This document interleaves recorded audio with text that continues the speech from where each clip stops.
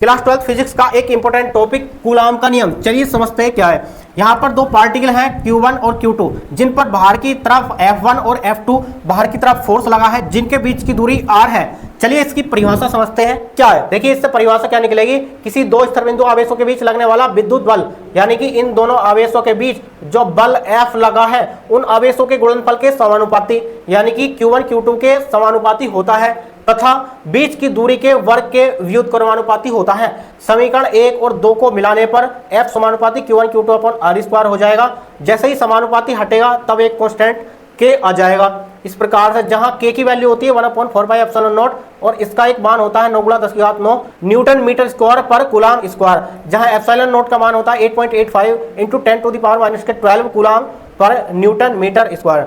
उसके बाद पूछ लेता है एप्सिलॉन का मात्रक। हम जानते हैं जो F इक्वल टू होता है, इसको लिख लीजिए F equal to K Q1 Q2 upon r square. K की वैल्यू भी रख दीजिए 1/4πε0। तो यहाँ पर इसको हमने लिख लिया है। और जो एप्सिलॉन है इसको ले जाइए इधर और F को ले आइए इधर। ठीक, तो epsilon equal to 1/4πF Q1 Q2 upon r square. जो ये F है इसका तो हो जाएगा न्यूटन और 4π क्या है, ये कांस्टेंट है। तो इस प्रकार से एप्सिलॉन का जो मात्रक है ना वो 1/F का क्या है, न्यूटन, और Q1 Q2 क्या है, ये कूलाम है, तो कूलाम स्क्वायर कर दीजिए।